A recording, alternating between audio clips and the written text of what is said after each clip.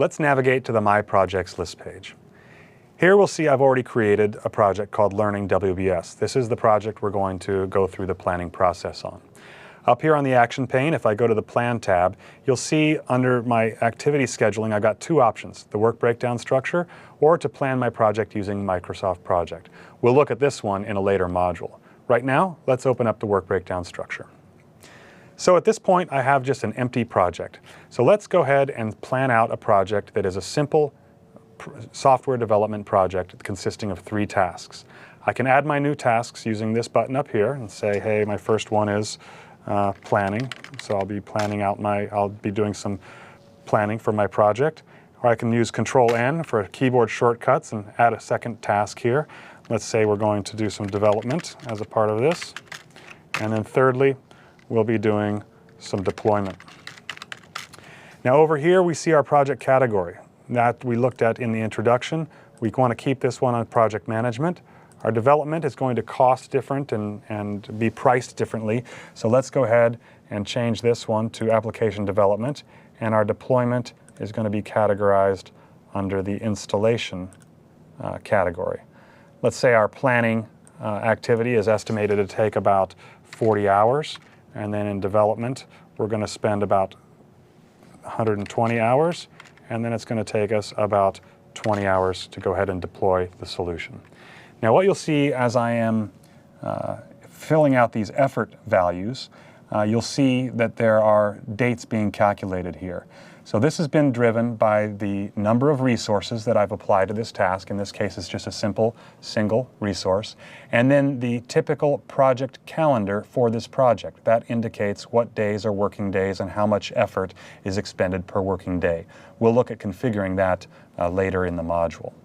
We also, if we come down here to line details, we'll see that some other things are being defaulted in for us. So for our planning task here, if I go to the estimated costs and revenue, we'll see that the unit cost for this is $200 and the unit sales price is also $200. Guess we're not making any money on that activity here.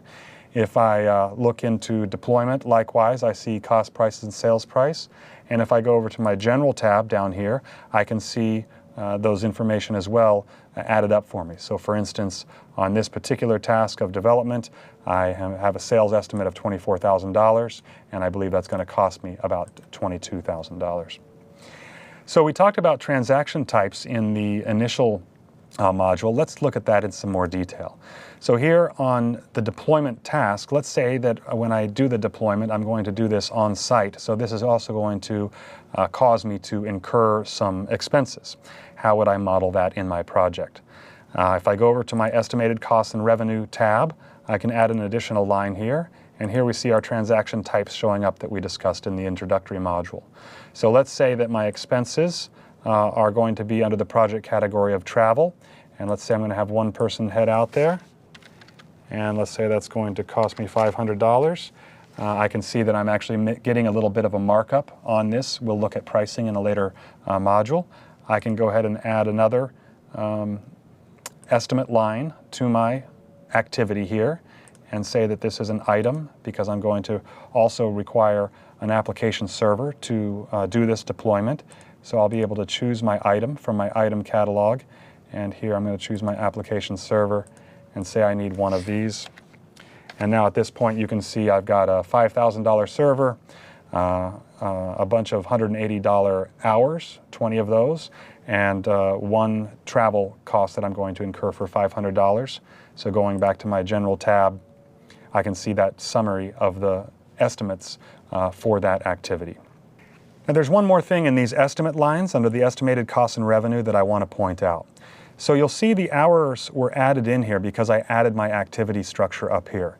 It may be that my deployment involves a couple different categories of work that are coming in at different prices or different costs.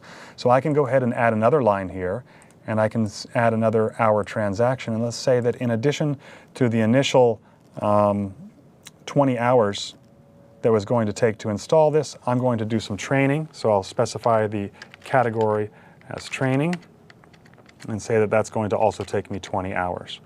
When I hit Control S to save this, you'll see that that's being rippled up here into my activity.